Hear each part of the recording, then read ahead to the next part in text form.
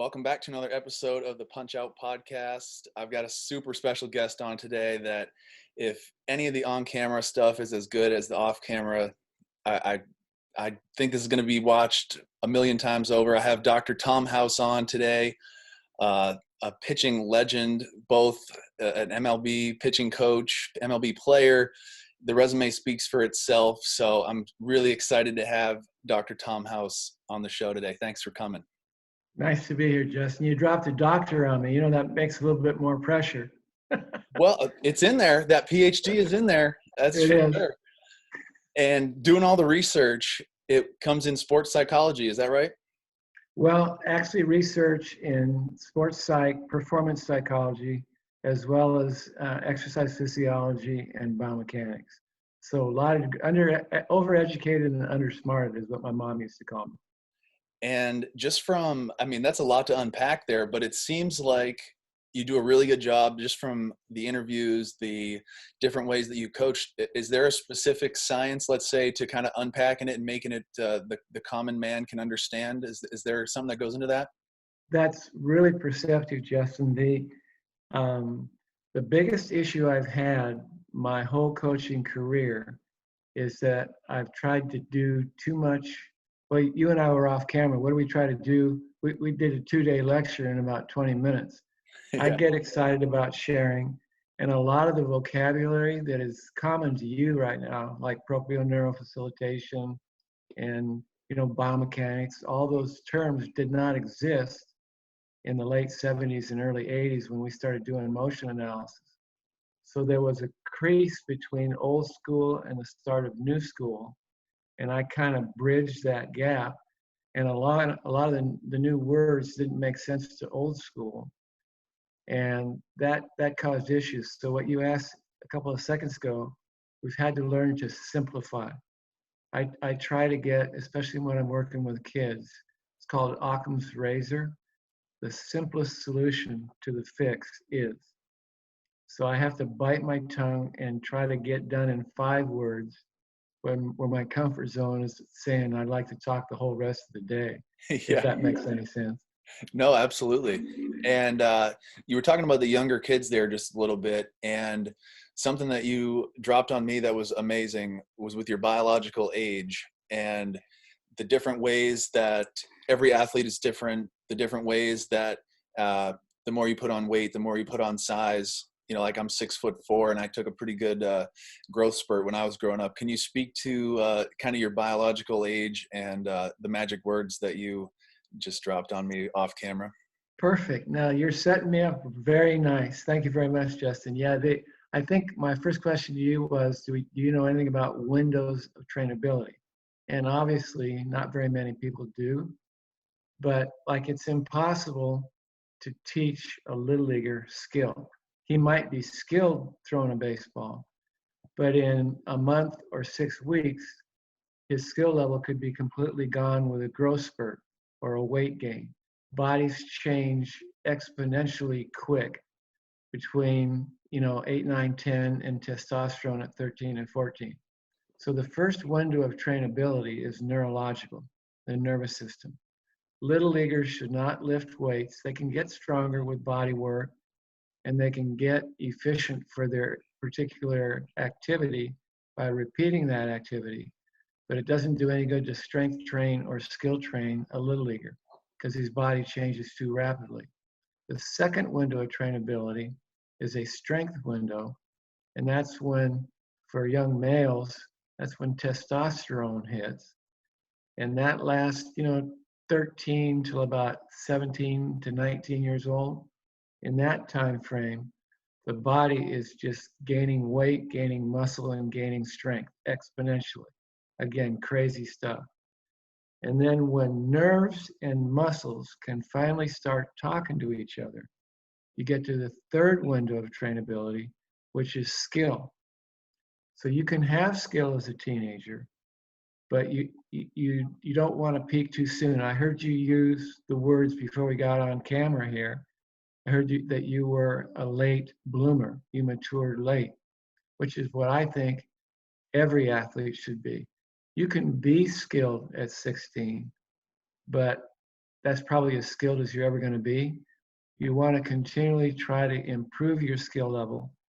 The more your nerves can talk to more muscle, and the more muscle and nerves work, not with specificity. You don't want to specialize only in baseball. You don't want to specialize only in golf. All the new research is saying play all sports until 18 or 19 years old, and then you can start specializing. So to get back to the third window, which is skill, the skill acquisition window is 20, 21 until 32, 33 years old. It's your longest window, and you can continue to get skill acquisition during that whole decade. So you being at 24 years old, coming off of Tommy John, you're basically with your growth and the muscle gain and the weight gain that we talked about earlier, you're probably right around 21 in your biological age, not your chronological age, your biological age. Real quickly, the fourth window of trainability is skill retention. And that's probably where I'm having the biggest impact right now. You take the athlete that used to get released at age 33 or 34 and extend their career into their mid 40s. That's kind of what I've been able to do with some NFL quarterbacks. And when I was a pitching coach for the Texas Rangers, on that 10-man staff that I had during the course of my decade with the Rangers, 8 of them pitched into their 40s. So we were stumbling onto stuff without really knowing what we were doing. But now we can actually identify. We call it a stat camp. I'm having one this weekend where we screen, test, and assess the athletes that show up. And we can give them their biological age and their chronological age and what the disparity is. We can tell them their point in time capacities and their projectable capacities for velocity. And then where we've identified a problem, we can actually give them a solution. We can prescribe a solution. That, I mean, just in that right there, I feel like you just taught a course right there. That's a whole thing in itself. And your doctor title is well deserved. And I think the windows of trainability is something that people, especially younger kids, so many of them, at least in the state of Maine, aren't, let's just say, lucky enough with the weather to be outside and training for baseball. So they sometimes, if you're not one of the bigger, stronger kids, you may not get the same opportunities as maybe a kid who is in the state of Florida, Texas, California. If you're going to try to play year round, which, like we just talked about, you don't really want to do that. You want to let your body develop and rest. And you've been really outspoken in the past with how pitchers should take care of their arms. And something that has been kind of noticed just from me watching the younger pitchers as I start to do a little bit more coaching is like their posture. And I've seen videos where you can like diagnose in a snap how quickly these guys are all hunched over. They can't quite move their shoulders around. Like what's the assessment process like for a younger pitcher? And I've heard you quoted before, the hand is quicker than the eye, but 1,000 frames per second don't lie. There seems to be a way that that you're able to unpack some stuff. So can you talk about that for a second? Sure, you've done your homework. So the biggest issue that coaches have is they tend to fix the things they know they can fix. So we go through this, like if I had worked with you 1,000 times, you and I had been working together for 15 years, and we had a workout scheduled for tomorrow, and you show up, I look at you like I've never seen you before. And what we do is we go through this little regression analysis to get down with every teach every time. And let me take a step back. Off camera, we talked about biomechanical imperatives and biomechanical inevitabilities. A lot of coaches out there with great intentions teach things that are inevitable. They don't have to teach them. So what we do first, when he walks on a field, I look at him for what does his overall posture look like before I even know what his age is, what before I even know if he's strong, weak, whether his mechanics are solid, whatever it might be. I just look for the quote, quote, ambiance of the kid. And if he's got issues with slumped shoulders or he's built like a beer keg, I mean, there's all kinds of bodies. Very few kids are perfect when they show up. And that'll give me some kind of an indication before we even start talking or testing what this youngster's going to have to deal with. We do know this: you're only as strong as your weakest link, and you're only as efficient as your worst movement. And that's with first or 10,000th workout. We're always trying to balance those two things off. So the first thing we'll do is we'll screen a kid with his posture. I'll have him stand in a neutral position to where his feet are basically armpit width, his eyes are level, and I ask him to arrange his head and his body to where his structure feels weightless, to where he's not using muscle to support his posture, he's using his skeleton. All right.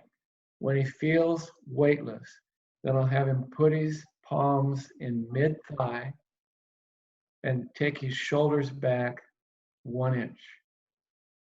And what that'll do, that will create a neutral posture, no matter how many backpacks this kid has carried, no matter how long he's been on a computer console, no matter how much he's been fiddling with his cell phone. That will put him in a neutral posture. And that's what we try to strength train to, whether the youngster is 12 years old, 16 years old, or 28 years old. So if he's got a balanced posture, then we can start asking him to move. So as we go through the progression, how far, how fast can he go? What's his stride length? Does he get down to 1 second or less? Does the ball come? We got to look at timing. So the first thing we'll look at before we even try to address mechanics is what is the timing of him when he steps and throws, when he does a Happy Gilmore, just to see how his body moves, because we're genetically predisposed to throw things. And if we're hunting rabbits with rocks, we're going to try to cut the angle, we're going to try to cut the distance, and we're going to try to cut the time. So we look for posture first, balance of posture. How fast can you go? And then we look at body parts for efficiency. Do the eyes stay level? All right. Does the front side stay firm? Does he drag his back foot until the ball or the football leaves his hand? And if he does those things, he's going to have great mechanics when he gets to the mound. That's amazing. It almost makes me want to sit up straighter in this chair too when you're talking about that. I was going to ask you to do it, and you're typical.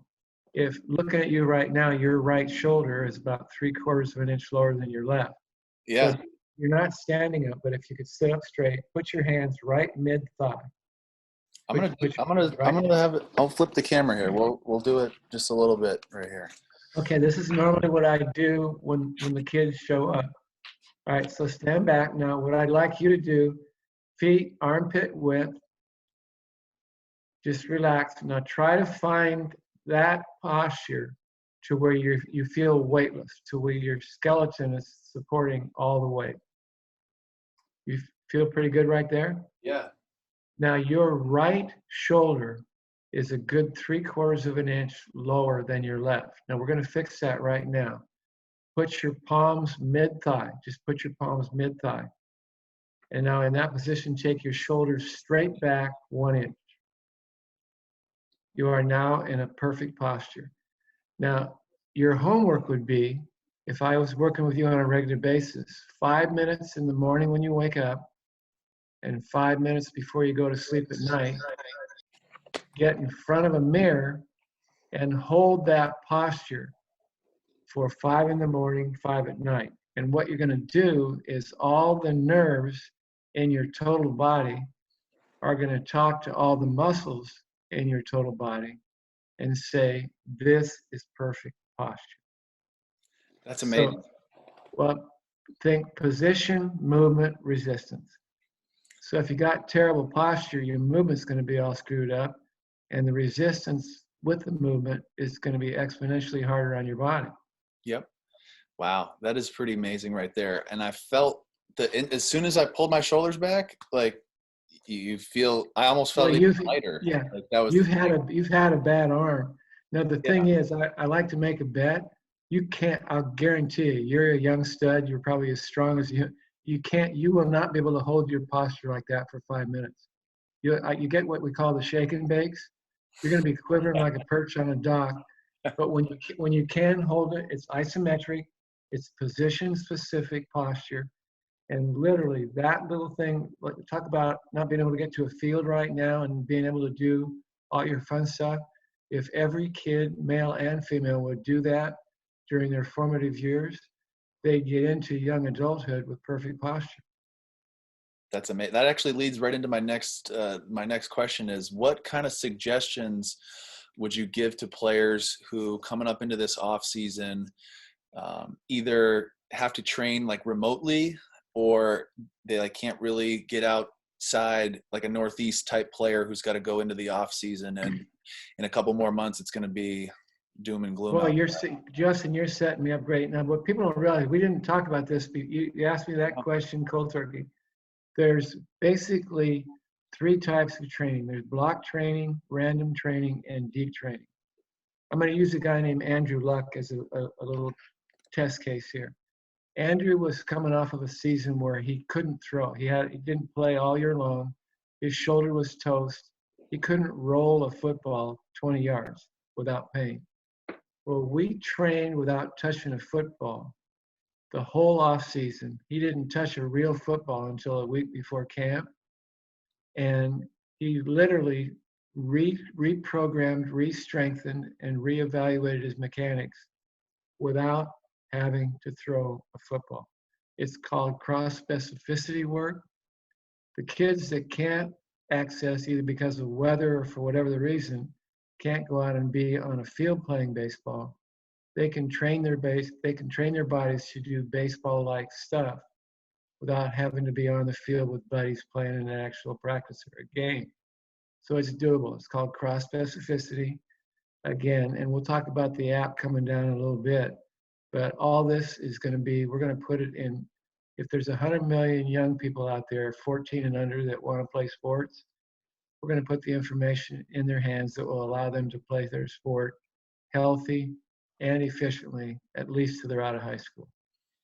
which is what every kid wants to do. Not every, and so much of the stuff has to deal with the goals of the player, right? And Oh, yeah. if the kid just wants to make his high school varsity team, he's going to train differently than the kid who's trying to play in the big leagues or trying to play in college.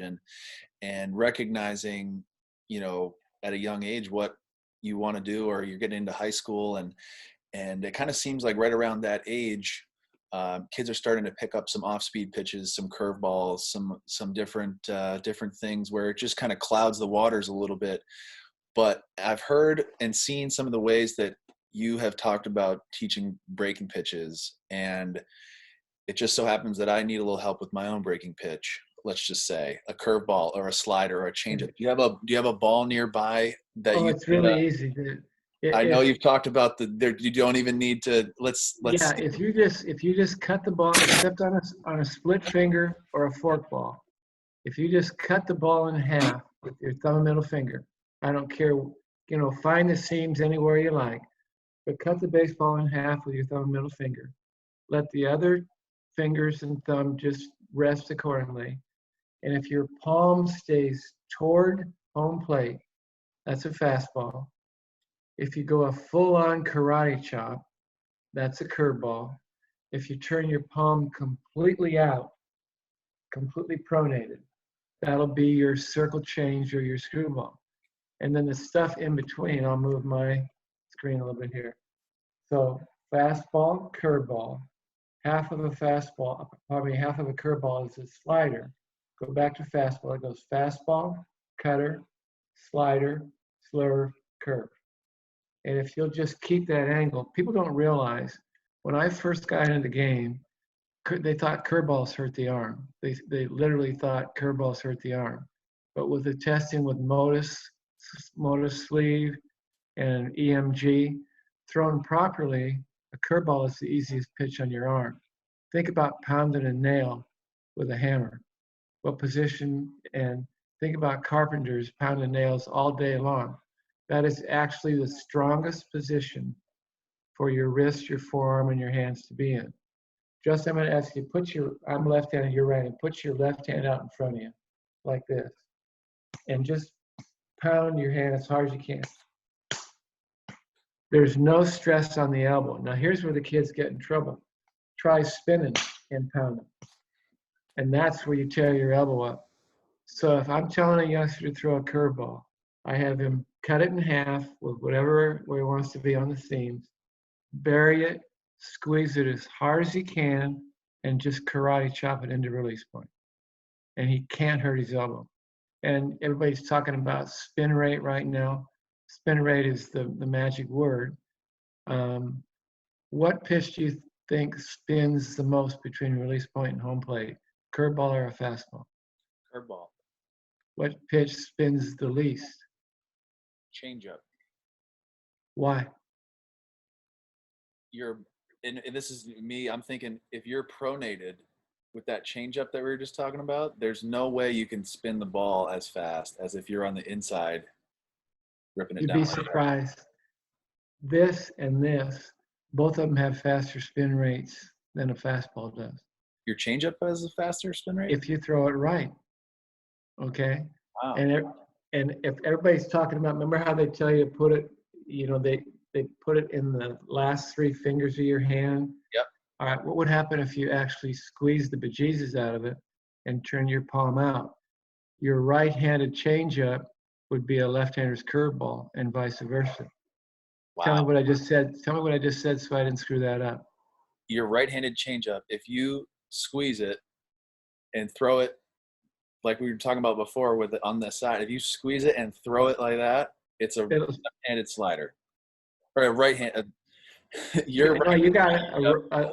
Slider. You're exactly right. The spin rate would be the same. Think of it. They tell you to have arm speed on a changeup, but if you're holding on to it with your ring finger and your little finger, you can't put spin on it. But if you grab the bejesus out of it, turn your palm out, and deliver it with arm speed, number one, you can't hurt your arm, and number two, it increases spin rate. So a lot of the stuff, and I don't blame any coaches, but what happens over the course of 50 years of coaching, your eyes lie to you. What you think your eyes see aren't really happening. And that's where we have 800 plus, almost 900 major league pitchers in the computer at 1,000 frames a second. And we see the bell curve on what the great ones do.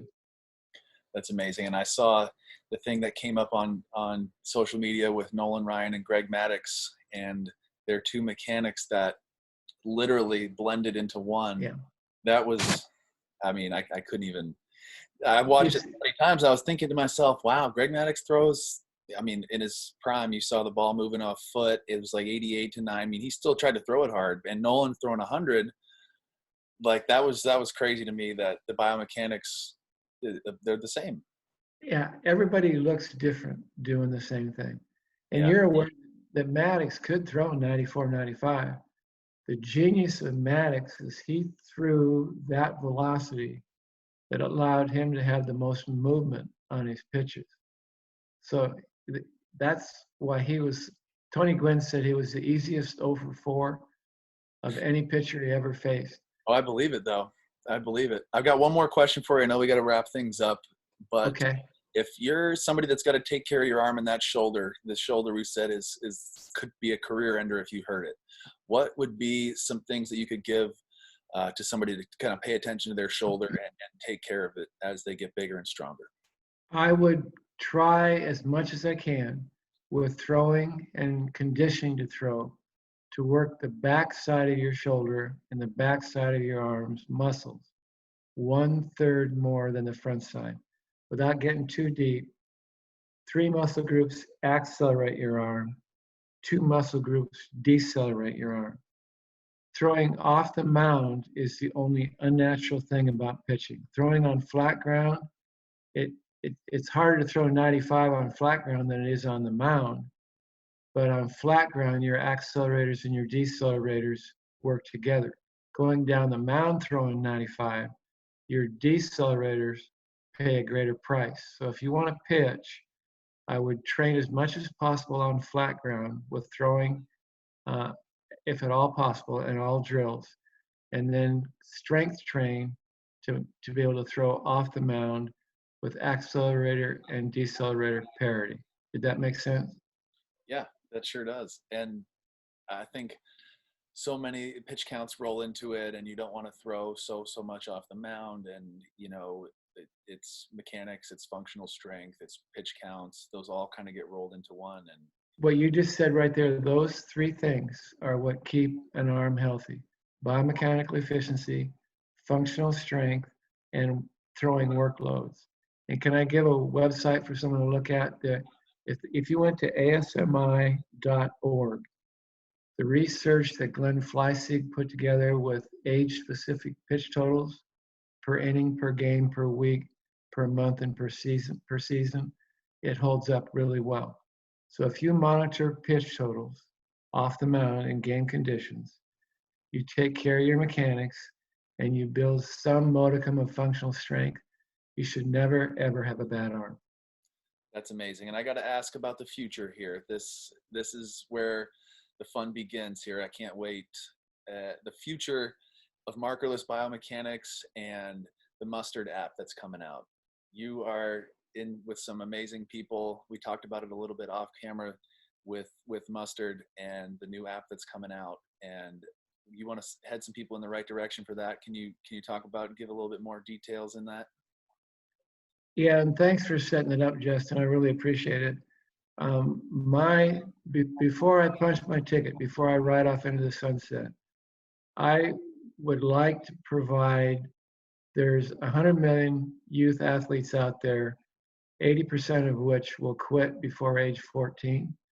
What I'd like to do is put into a cell phone the same exact science and technology that an elite athlete coming to me right now that gets a motion analysis and a strength through wireless EMG, a nutritional workup, and a mental emotional makeup for 10 grand can be accessed by a mom and a dad of an 11-year-old in the backyard.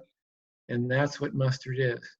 There's some wonderfully smart, brilliant people that are taking the 50 years of research and experience and knowledge and wisdom that I have in my head, and they're putting it so it's all in a cell phone, where literally an 11-year-old kid in the backyard can get a motion analysis, a functional strength evaluation, and match those two up with skills for drills and conditioning. That's my goal. And it's going to happen. We're having a rollout, I think, at the end of the month, and it should be accessible to the general public by the new year. And it's, again, just go to mustard.com or Google Mustard, or just Google me, or come and tap on your door. And I think in my opinion, it's the best thing that I've ever done. And it may be a difference maker across the board for youth athletes in the world. It sounds amazing. I really can't wait to be a part of it, and I'll be trying it out for myself for sure. As soon as I can get my hands on it, I'll be testing it out, and I'll do one last lightning round. I do it with every guest here, and we'll start it off. Do you like mustard? How did that? Are you a mustard guy? I'm a condiment guy. All Yeah. right. Yeah, I love mustard. That's awesome. The next one, we're gonna wrap it here. Your favorite pitcher to watch right now? Favorite pitcher to watch right now? Obviously, because I'm kind of invested in left-handers overall, but watching Clayton Kershaw deal with the aging process and some injury issues, and I'm rolling the dice and saying that if he wants to, he's going to pitch into his 40s. So Clayton is the guy that I'm kind of watching and rooting for. That's awesome. What's more important, stuff or command? Both. Yep, that's the Yeah. answer. That's the only right The answer. if yeah, there's guys that have great stuff that can't throw strikes. If I could recommend even to you, throw to contact, put the ball in play, and stuff will take care of you, but put the ball in play. If you can't put the ball in play, if you can't throw strikes, you're going to be watching on TV wondering what happened. That's awesome. And one book of recommendation for a player or coach. What kind of recommendation? Book. One book. Oh, there's some good ones out I know there. you've written 7, so. I'm not even going to bring my book up. I've written actually 22, Oh my but goodness. I've just got it recently. It's called Range. Okay, and I got it. I've read it 3 times through, and I'm finally starting to digest. Range it ties together a whole bunch of stuff that I have been, feeling about, getting close to, whatever. It cleaned a whole lot of stuff up for me. That's So amazing. if I could recommend one book right now, for the younger group, it might have to have a little interpretation from a mom, a dad, or a coach. But Range would be the book I'm talking about. That's so awesome. Dr. Tom House, I can't say thank you enough for joining the show. I know people are going to be watching this one over and over, and I can't wait to connect again in the future. So thank you. Oh, we will. And then if you need help finding a job, give me a shout. That's Okay. amazing. I just might. I'm going to Well, try the baseball you thing. better. You better. If you don't, I'll be pissed off. Okay. Oh, believe me, I'm looking for any excuse I can get to come out to LA and work with you. That would be amazing. So Awesome. I will keep in touch. All right. Have a blessed day, Justin.